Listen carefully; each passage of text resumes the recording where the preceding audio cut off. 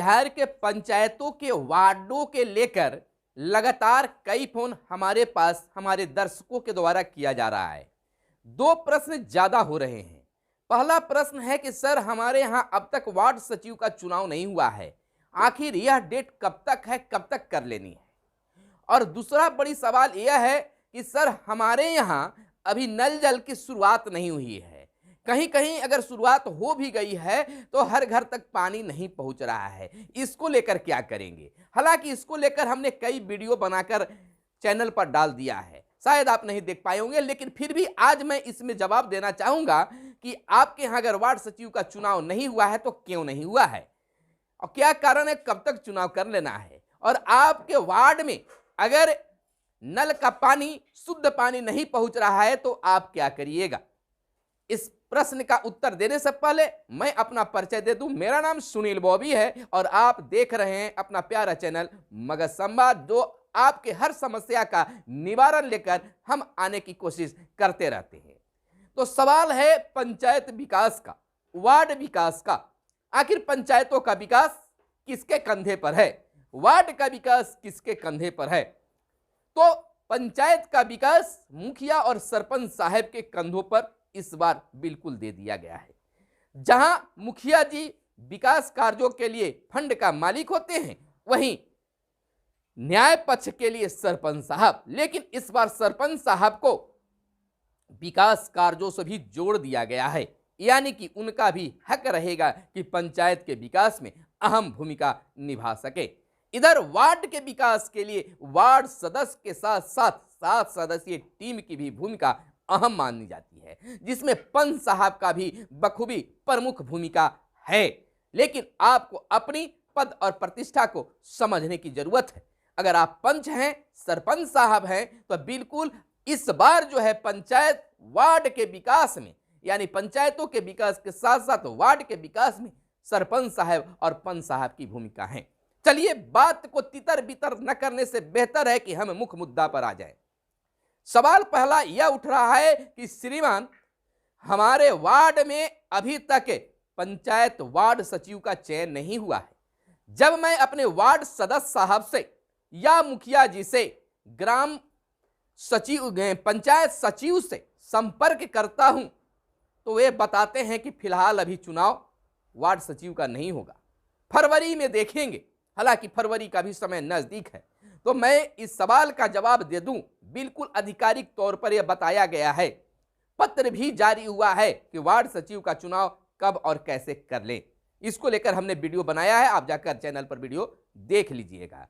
हम आपको बता दें कि वार्ड सचिव का चुनाव जितना जल्द हो कर लीजिए, क्योंकि जो पहला पत्र पंचायती राज विभाग के डायरेक्टर रंजीत कुमार सिंह के द्वारा जारी किया गया था, उसमें कहा गया था कि 15 जनवरी तक आप हर हाल में वार्ड क्रियान्वयन एवं प्रबंधन समिति के गठन के साथ वार्ड सचिव का चयन कर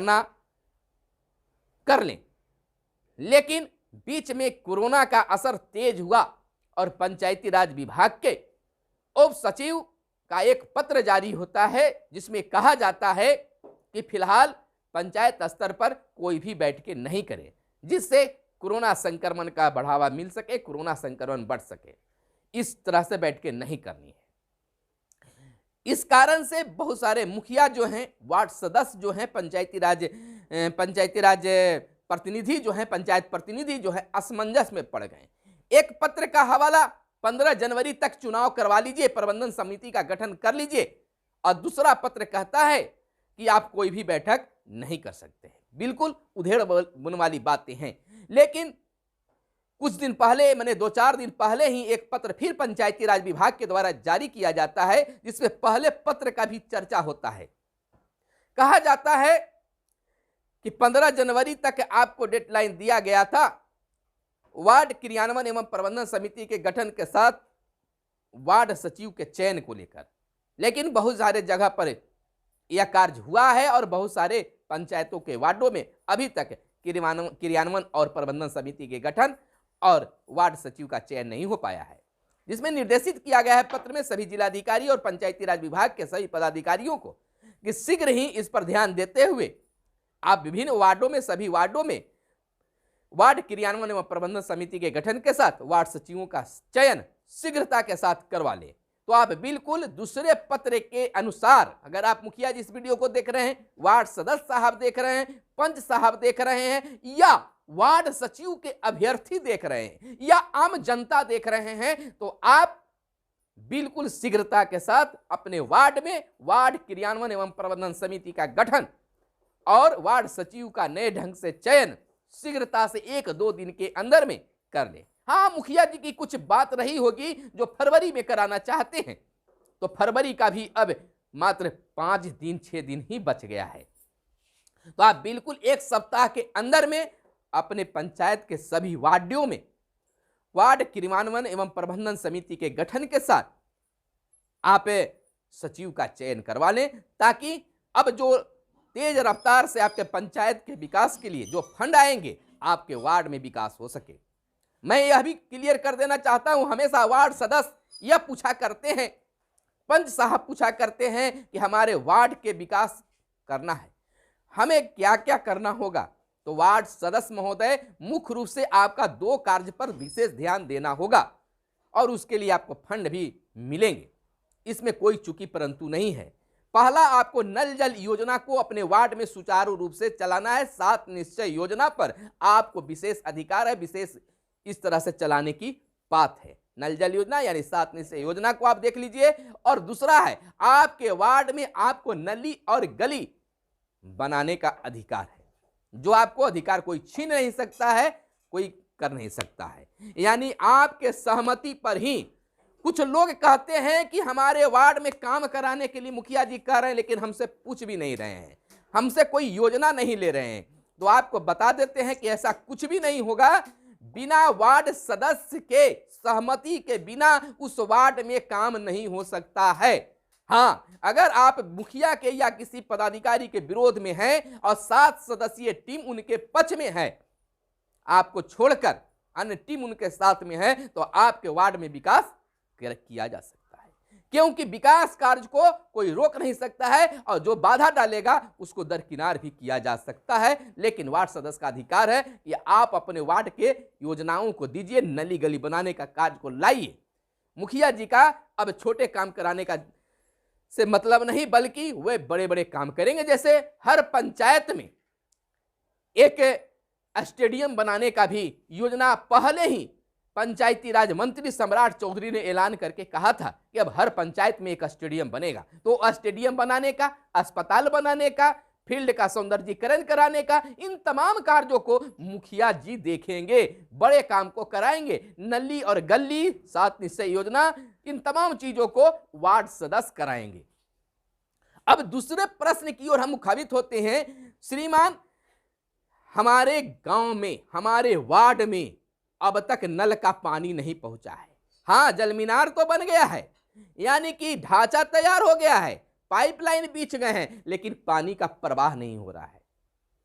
तो बिल्कुल अगर प्रवाह नहीं हो रहा तो जो फंड आया था उस फंड के अनुसार उसमें वार्ड सदस्य के द्वारा, जो पिछले वार्ड सदस्य थे उनके द्वारा कार्य तो करवा दिए गए हैं। लेकिन हो सकता है कि कोई प्रॉब्लम, जैसे बिजली का प्रॉब्लम, बिजली आपके वार्ड तक सही ढंग से नहीं पहुंच पा रहा हो, या बिजली का जो कनेक्शन है वह नहीं मिल पाया हो, बिजली विभाग नहीं दे पा रही हो, बहुत सारी समस्या है, या बिजली नियमित नहीं आती हो, तो इस कार्य में कुछ बाधा उत्पन्न होती है। फिर भी आप प्रखंड विकास पदाधिकारी के पास इसका शिकायत कर सकते हैं, या फिर पहले मुखिया जी के पास में शिकायत करें, अगर उन नहीं सुनते तो बीडीओ साहब के पास में करें, और इन तमाम लोग अगर जिला पदाधिकारी के पास करें। अगर इन तीनों जगहों से अगर आपकी शिकायत पर कार्रवाई नहीं होती है तो डायरेक्ट आप मुख्यमंत्री के पास आप घर बैठे ही आप आवेदन करें, शिकायत करें। आपको इन जगहों से आपका शिकायत पर अमल नहीं किया जाता है तो डायरेक्ट आप घर बैठे ही आवेदन रजिस्ट्री कर दें मुख्यमंत्री के नाम से, जिस पर मुख्यमंत्री 7 निश्चय योजना पर तुरंत स्टेप लेते हैं। कारण जानते हैं, हो सकता है कि आपको जनता दरबार में उपस्थित होने का मौका भी मिले, तो आप हड़बड़ाइए घड़बड़ाइए नहीं, आप अपने सही स्वरूप में आगे बढ़िए, आपके वार्ड में जल भी पहुंचेगा। केवल दोष, देखिए लोग केवल आगे वाले व्यक्ति पर दोषारोपण करते हैं, कमी को ढूंढने की जरूरत नहीं कर समझते हैं। अगर आपके वार्ड में सब कुछ तैयार है और पानी नहीं पहुंच रहा है तो आप नए वार्ड सदस्य जो चुने गए हैं 7 सदस्यीय टीम जो बनी है उनसे संपर्क स्थापित करें। आप आम जनता है तो केवल आरोप नहीं लगाइए, हल्ला मत कीजिए, रोड जाम ही नहीं कीजिए, बल्कि सॉल्यूशन ढूंढने का प्रयास कीजिए। आप उनसे संपर्क कीजिए, जानिए कि किस कारण से पानी का प्रवाह नहीं हो रहा है। हमारी यह सोच ऐसी है कि हम समझ सकते हैं इस बात को कि हो सकता है कि पानी न पहुंचने का कारण जो है वह बिजली ही बाधा बनी होगी। तो इस बात को समझिए और मिलजुल कर आप उसमें काम कीजिए। बिजली अगर बाधा बन रही है तो बिजली विभाग से गांव के दर्जनों लोग जाकर मिलिए, उसका सॉल्यूशन निकलेगा। अब बिजली को लेकर भी सरकार ने कई दिशा निर्देश बता दिया है कि अब बिजली बाधा अब वार्ड में नहीं बन पाएगा जल संचालन के लिए, यानी कि जल प्रवाह के लिए। तो बिल्कुल यही समस्या आपके वार्ड में रही होगी। अगर पहले चालू था और अब बंद हो गया है तो हो सकता है कि नए वार्ड बन गए हैं, पुराने वाले हार गए होंगे, जिसके कारण कुछ समय के लिए बाधा हो गया। अब जब बन गए हैं तो उन पर थोड़ा सा सहमति बनाइए, उनसे मिलिए, कहिए कि आपका यह काम है। हालांकि बहुत सारे वार्ड सदस्य जो हैं अपने इस काम को समझ नहीं पा रहे हैं, जैसे ही होगा वो समझेंगे, आपके यहाँ चालू हो जाएगा। हालांकि जो भी चीज है, अगर शिकायत करने वाली बात है तो आप स्थानीय अखबारों में भी इसको दीजिए ताकि वहां पर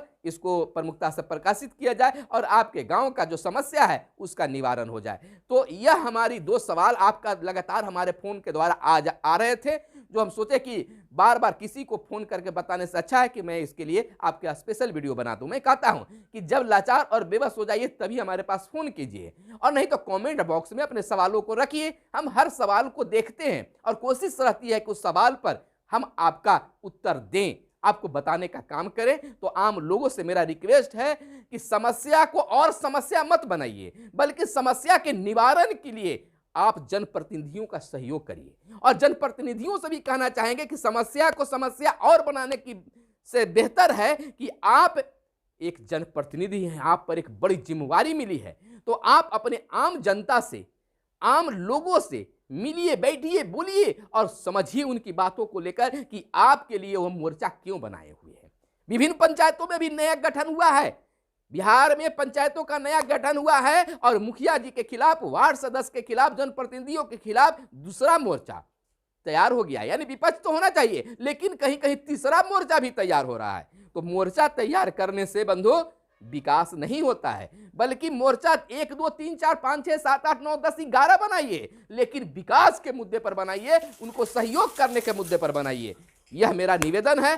पंचायतों का विकास, गांवों का विकास, देश का विकास। तो आप देश के विकास में बाधा नहीं बनिए, बल्कि देश के विकास के लिए अपना सहयोग प्रदान कीजिए। तो चलिए, मैं इस वीडियो को यहीं पर समाप्त करता हूं। आपके मन में कोई प्रश्न है तो वीडियो के नीचे कमेंट बॉक्स में आप जरूर बताइएगा कि आपका क्या सवाल है। तो फिर मिलते हैं अगले वीडियो में, तब तक के लिए दीजिए इजाजत। धन्यवाद। जय हिंद, जय भारत, वंदे मातरम।